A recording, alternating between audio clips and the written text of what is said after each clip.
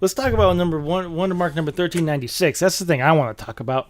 Let's give this guy a smile. He is this old library man. I call him that because he was on the Library Ace cast card from a couple years ago. So if you have 5 or more Wondermark books, maybe you got a Library Ace cast card. And if so, you know his name because it's written on there and it's canonical. I don't remember what it is, so you can look it up and tell me later if you want. This particular comic, it's got Library Man, it's got Fishman. Fishman's very important. He may have been in another Wondermark. I don't really remember. It doesn't matter. But the characters are incidental to this. It's sort of a gentle joke about reading. And, I don't feel too embarrassed to say this was a comic that sat in a notebook for a while, conceptually.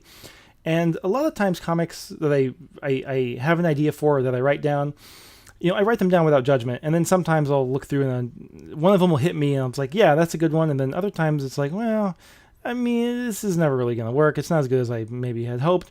But it's hard to tell because sometimes years later I'll go back and look at the notebook and it's like, oh, why did I never do this one? This one's pretty good.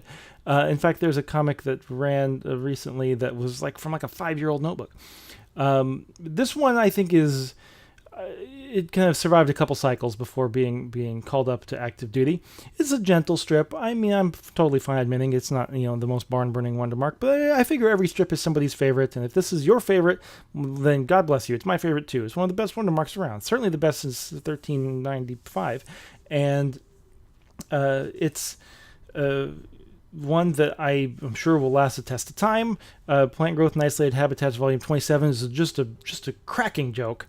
Life cycle of a myrtle tree. I remember I had to look up to make sure myrtle was an actual word. Myrtle's a funny word. Coincidentally, that's the name of the Fishman. The Library Man has his own name, as we know. It's on the cast card. But Fishman, his name is Myrtle. And so that's the sort of subtext is that he's actually reading about his namesake. And if this were to go on longer, we'd learn that. But it doesn't, so we don't.